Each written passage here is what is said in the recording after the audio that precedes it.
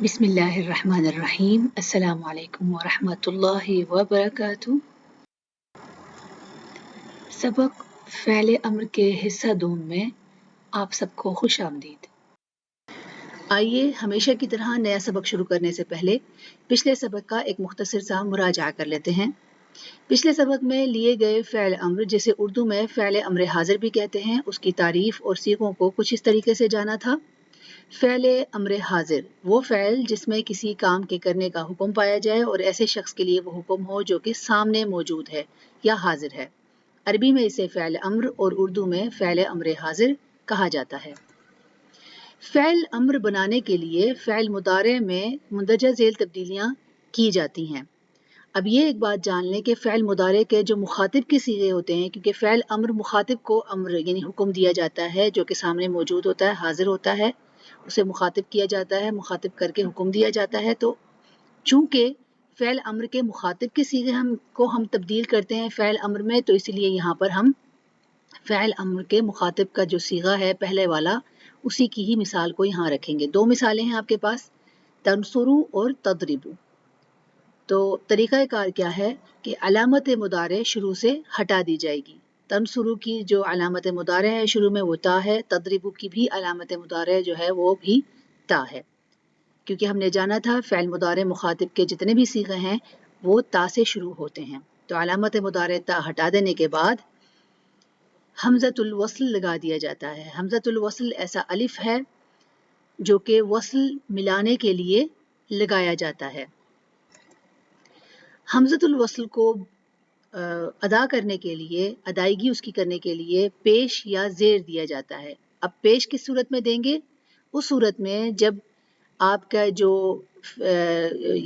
عین کلمہ پہ جو حرکت ہے اس کے حساب سے آپ کے حمزۃ الوصل کو بولا جائے گا۔ اگر عین کلمہ پر پیش کی علامت ہے تو حمزۃ الوصل پیش لے گا، اور اگر عین کلمہ پر زبر یا زیر کی علامت ہے تو حمزۃ الوصل زیر سے پڑھا جائے گا۔ اس کے بعد آخری جو کلمہ ہوگا آپ کا، یعنی کہ یہاں پر ہمارے پاس آخری کلمہ تنصروا کے اندر را تھا اور تضربوا کے اندر با تھا، تو آخری کلمہ جو لام ہوگا، جسے ہم صیغے کے حساب سے لام کہتے ہیں، وہ مجزوم کر دیا جاتا ہے جزم دے کر۔ اگر آپ کے پاس نون اعرابی آخر میں آ رہا ہے تو اسے ختم کر دیا جاتا ہے۔ یعنی یہ ساری چیزیں ہم نے سیکھی ہیں پچھلے سبق میں، کہ آخری کلمہ جو ہے اس کو مجزوم کر دیا جاتا ہے جزم دے کر، یا اگر آپ کے جو صیغے ہیں مثنیٰ کے یا جمع مذکر سالم کے جو نون پہ ختم ہوتے ہیں، اور وہ نون اعرابی ہوتی ہے، نون النسوہ کے علاوہ، نون النسوہ نہیں، نون اعرابی، تو وہ نون ختم کر دی جاتی ہے۔ آپ دیکھ سکتے ہیں یہاں پر میں نے آپ کو ایک مثال دے دی ہے، یہاں چھوٹی سی یعبدو تھا ہمارے پاس، تو میں نے انہی طریقوں سے جو آپ کو سکھائے میں ابھی سیکھے ہیں آپ نے، یا دوبارہ سے آپ نے ریوائز کیے ہیں، ان کے حساب سے آپ کو اعبد، اعبدا، اعبدو، اعبدی، اعبدا، اعبدنا، یہاں پر اعبدی، اعبدا مثنیٰ کے لیے، مذکر مؤنث کے لیے جو یہاں پر دیکھ رہے ہیں آپ، مثنیٰ مذکر یا مثنیٰ مؤنث کے جو صیغے ہیں اور جمع مذکر سالم کا جو صیغہ ہے وہ نون اعرابی پہ ختم ہو رہے تھے تو ان کی نون ختم کر دی گئی، اور مفرد مؤنث کی جو حاضر کی جو گردان ہوتی ہے اعبدین یا تعبدین کی، اس کی جو نون ہے اعرابی وہ بھی ختم کر دی گئی ہے، اور اس طریقے سے یہ بن گیا یہ صیغہ اعبدی۔ اور نون النسوہ جو ہے جمع مؤنث سالم کا جو ہوتا ہے اعبدنا، تم عبادت کرو، یہ تم سب خواتین یا تم سب فیمیل جو ہو وہ عبادت کرو، تو یہ اس طریقے سے بن گیا، اس کی نون جو ہے نون النسوہ ہے وہ نہیں ہٹائی گئی۔ آئیے اب جانتے ہیں کہ فعل امر جو کہ غائب یا متکلم کے لیے بولا جاتا ہے، اسے بنانے کا کیا طریقہ ہے اور اس کی گردانیں کیسی ہوتی ہیں۔ یعنی پہلے ہم نے فعل امر حاضر پڑھا تھا، اس سبق میں ہم فعل امر جو غائب یا متکلم کے لیے بولا جاتا ہے اسے بنانے کا طریقہ سیکھیں گے۔ تو ہمارا سبق ہوگا فعل امر غائب اور متکلم کے صیغے جاننا اور فعل امر غائب کے متعلق جاننا۔ جیسا کہ پچھلے سبق میں ہم نے جانا کہ فعل امر کی اصطلاح کا اطلاق تو در حقیقت مخاطب کے لیے ہی ہوتا ہے، یعنی امر یا حکم دینا تو صرف اسی کو دیا جاتا ہے جو کہ ہمارے سامنے موجود ہے، دراصل یہی حکم ہوتا ہے، اور فعل امر بھی اسی کو ہی کہتے ہیں۔ تاہم عربی میں غائب و متکلم کے صیغوں کے لیے بھی تاکیداً حکم یا درخواست کو امر غائب و متکلم سے تعبیر کیا جاتا ہے۔ دیکھتے ہیں اس بات کو دوبارہ. غائب اور متکلم کے صیغوں میں جو فعل امر بنتا ہے، یعنی غائب کے جو صیغے ہم نے لیے ہیں فعل مضارع کے، اور متکلم کے جو صیغے لیے تھے جو کہ الف و نون سے شروع ہوتے تھے، ان صیغوں سے جو فعل امر بنتا ہے اسے امر غائب کہتے ہیں، یعنی ایسا حکم جو کہ غائب کے لیے دیا جا رہا ہو. یا یہ بھی کہہ سکتے ہیں آپ کہ کسی کو تاکید کی جا رہی ہو اس کے لیے جو ہمارے سامنے موجود نہیں ہے. مثال کے طور پر اردو کے جملے لے لیتے ہیں، ہم ایسے جملے بھی بولتے ہیں اردو میں، اسے یہ کرنا چاہیے، اس میں چاہیے کہ ہماری خواہش بھی ہو سکتی ہے، ہمارا تاکیدن حکم بھی ہو سکتا ہے، ہماری درخواست بھی ہو سکتی ہے، یا اسے چاہیے کہ وہ مدد کرے، اسی طرح انہیں چاہیے کہ وہ ہماری بات مانے. یہ سب ہماری کیا ہے؟ تاکیدن حکم ہے اور درخواستیں ان لوگوں کے لیے جو کہ ہمارے سامنے موجود نہیں ہیں. یا ایسا حکم جو کوئی متکلم خود کو دے. مثال کے طور پر یہ جملے بھی ہم نے دیکھے ہیں کہ مجھے چاہیے کہ میں سچ بولوں، ہمیں چاہیے کہ ہم کام کریں. یعنی متکلم جو ہوتے ہیں وہ اپنے آپ کو خود سے تاکید کر رہے ہوتے ہیں، اپنی بات کو اپنے لیے پکا کر رہے ہوتے ہیں دوران سوچنے کے دوران یا بولنے کے دوران. اس طریقے کے جملے بھی ہم نے دیکھے ہیں. تو یہ جو جملے ہوتے ہیں جو متکلم اپنے لیے کہتا ہے، اپنے آپ کو تاکید کر رہا ہوتا ہے، یا کوئی کسی مخاطب کے لیے کوئی بات کہی جا رہی ہوتی ہے، درخواست دی جا رہی ہوتی ہے، یا تاکیدن حکم دیا جا رہا ہوتا ہے، تو اسے کہتے ہیں امر غائب یا امر متکلم کہتے ہیں اس کو. عربی گرامر میں صیغہ متکلم کے امر کو امر غائب میں اس لیے شمار کیا جاتا ہے، یعنی یہاں پر آپ کو جو بھی امر ہے غائب کے لیے اور متکلم کے لیے ایک ساتھ پڑھایا جائے گا. تو دونوں کو ایک ساتھ پڑھانے کا مقصد صرف یہ ہوتا ہے کہ عربی گرامر میں صیغہ متکلم کے امر کو امر غائب میں اس لیے شمار کیا جا رہا ہے کیونکہ امر غائب یا متکلم دونوں کے بنانے کا طریقہ ایک ہی ہے.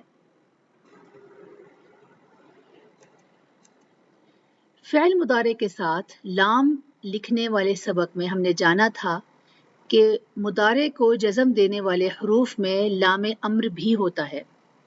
یہاں نوٹ کر لیں کہ امر غائب و متکلم اسی لام امر سے بنتا ہے، اور اس لام امر کا اردو ترجمہ چاہیے کہ اس طریقے سے کیا جاتا ہے، جبکہ لائے نہیں پر بات ہم اگلے سبق پہ کریں گے. یعنی ہم نے فعل مضارع مع لام، یعنی لام کے ساتھ کا جو فعل مضارع کا سبق تھا ہم نے وہ لیا تھا، اس میں میں نے لام کا فعل مضارع کے ساتھ تفصیل سے ذکر کیا ہے، اور ان کو کچھ لام ایسے ہیں جنہیں پروناؤنس بھی کرنا سکھایا ہے اور ان کا ترجمہ بھی سکھایا ہے، لیکن اس میں ہم نے ایک لام لیا تھا فعل مضارع کے ساتھ جو کہ لام امر تھا، اور لام امر کا مطلب ہوتا ہے حکم دینے والا لام. تو یہاں پر لام امر جو ہے وہی فعل مضارع کی صیغوں کے ساتھ لگا کر ہم امر غائب اور متکلم بنانا سیکھیں گے. امر غائب و متکلم کے بنانے کا طریقہ یہ ہے کہ فعل مضارع کے غائب و متکلم کے جو صیغے ہم نے لیے ہیں ان کے شروع میں مضارع کی علامت گرائے بغیر، یعنی یفعلو اگر ہے ہماری فعل غائب کے جتنے صیغے ہوتے ہیں وہ یا سے شروع ہوتے ہیں نا، ما سوائے ایک اس کے مثنی اور مفرد مؤنث کے، تو وہ یہ تمام علامات ہوتی ہیں غائب کی، اور متکلم کی جو علامات ہوتی ہیں وہ الف و نون کی ہوتی ہیں، آپ نے دیکھا ہوگا. اس کے شروع میں مضارع یعنی علامت مضارع کو نہیں گرایا جاتا، ان علامات مضارع کو جو میں نے آپ کو بتایا ہے، اور لام امر لگا دی جاتی ہے، اور مضارع کا لام حرف جو ہوتا ہے وہ مجزوم کر دیا جاتا ہے اگر حرف ہے، اور اگر نون اعرابی ہے تو وہ نون اعرابی گرا دی جاتی ہے. آئیے اب مثالوں کے ذریعے اس تمام جو بھی باتیں ہم نے کہی ہیں انہیں ہم آنے والی سلائیڈ میں دوبارہ سے دہرا لیتے ہیں.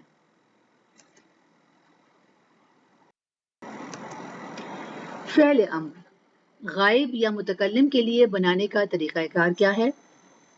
سب سے پہلے فعل مضارع غائب یا متکلم کے شروع میں علامت مضارع نہیں گرائی جاتی.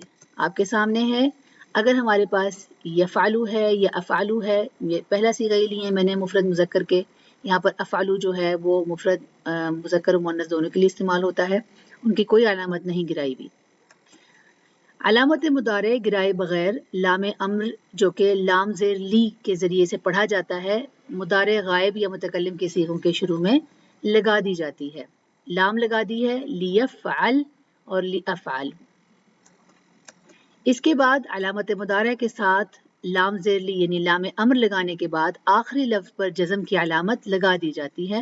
اگر یہ آپ کے پاس مفرد کا صیغہ ہے تو لیفعل لیفعل ہو جائے گا اور نون جو ہے اعرابی اگر آپ کے پاس ہے تو اس کو گرا دی جائے گی۔ امر غائب کی مکمل گردان غائب اور متکلم کے صیغوں کے ساتھ آپ اس شکل میں ملاحظہ کر سکتے ہیں۔ دیکھیں لیفعل مفرد مذکر کے لیے اس ایک مذکر کو چاہیے کہ کرے، لیفعلا ان دو مذکر کو چاہیے کہ کریں۔ اب دیکھیں یہاں پر نون اعرابی تھا وہ گر گیا، لیفعلو ان سب مذکر کو چاہیے کہ کریں، لتفعل اس ایک مؤنث کو چاہیے کہ کرے، لتفعلا ان دو مؤنث کو چاہیے کہ کریں، لیفعلنا ان سب مؤنث کو چاہیے کہ کریں۔ اب ہمارے پاس یہاں پر متکلم کے جو صیغے ہیں مفرد یا مؤنث اور مذکر دونوں کے لیے ایک جیسے ہوتے ہیں۔ مفرد مذکر کے لیے اور مؤنث کے لیے لافعل مجھے چاہیے کہ میں کروں، لنفعل ہم دو کو چاہیے کہ کریں، لنفعل ہم سب کو چاہیے کہ کریں۔ آئیے اب درج ذیل عبارات کا اردو ترجمہ کر کے دیکھتے ہیں کہ ہم کتنی حد تک اپنے سبق کو سمجھ پائے ہیں۔ آپ کے سامنے یہاں پر عبارات لکھی ہوئی ہیں، یہ تمام عبارات آپ خود سے کریں، جیسا کہ میں نے ہمیشہ آپ سے کہا ہے کہ مشق حل کر کے دیکھ لیجئے، اور آپ کی آسانی کے لیے میں نے یہاں پر ترجمہ بھی یہاں پر لکھ لیا ہے، پہلے خود کریں اس کے بعد ترجمہ کر کے دیکھیں کہ آپ کو سمجھ کتنا آیا ہے سبق۔ دی گئی آیات کا اردو ترجمہ کریں اور فعل امر کی نشاندہی کے ذریعے لیے گئے سبق کی دہرائی کریں۔ آپ کی آسانی کے لیے فعل امر کی نشاندہی کر لی گئی ہے، ترجمہ آپ خود سے کیجئے گا۔ یہاں پر دیکھیں تمام جو افعال ہیں وہ میں نے یہاں پر آپ کو ان کی نشاندہی کر لی ہے۔ آپ کی آسانی کے لیے اب آپ نے صرف اردو ترجمہ پہلے خود سے کرنا ہے، خود سے سمجھنا ہے اسے، پھر جو آیات آپ کو دی ہوئی ہیں ان کا ترجمہ آپ گوگل کر لیں، سرچ کر لیں کہ آیا کہ ترجمہ آپ نے صحیح کیا ہے یا نہیں۔ اب تیسری مشق ہے جدول میں دیے گئے افعال کو مخاطب کی ضمائر کے مطابق فعل امر میں تبدیل کریں۔ آپ کے سامنے یہاں پر دیکھیں ضمائر جو ہیں انت، انتی، انتما یہ مخاطب کی ضمائر ہیں۔ افعال آپ کے پاس ہے یہاں پر فعل ماضی میں نے دیا ہوا ہے، اس فعل ماضی کو آپ نے فعل مضارع میں ذہن میں، جس طرح ہم کہتے ہیں نا کہ فعل مضارع جو ہے وہ فعل ماضی سے ہی بنتا ہے، تو فعل ماضی میں نے آپ کو دے دیا ہے رجع، دخل، فہم، سافر۔ آپ نے کیا کرنا ہے کہ پہلے اس کو مضارع میں تبدیل کریں جیسا طریقہ کار آپ کو سکھایا گیا ہے، اس کے بعد اس سے افعال کو آپ نے فعل امر میں تبدیل کرنا ہے۔ آپ کی آسانی کے لیے میں نے یہاں پر آنسرز بھی لکھ لیے ہیں، پہلے خود سے کیجئے گا، اس کے بعد پھر آپ آنسر جو ہیں وہ چیک کر لیجئے گا۔ امید ہے آپ سب کو آج کا سبق دلچسپ و آسان لگا ہوگا۔ ہمیشہ کی طرح سبق یاد رکھنے کے لیے پھر سے وہی ہدایات ہیں کہ قرآن کی تلاوت کریں اور سیکھے گئے قواعد کو دوران تلاوہ پہچاننے کی کوشش کریں، مزید یہ کہ مختلف قسم کی مشق جو ہیں وہ حل کر کے دیکھیں۔ آپ سب کا بہت شکریہ۔ اگلے سبق میں نئے موضوع کے ساتھ پھر سے ملاقات ہوگی، تب تک آپ اپنا بہت سا خیال رکھیں۔ اللہ آپ کو اپنی حفظ و امان میں رکھے، فی امان اللہ۔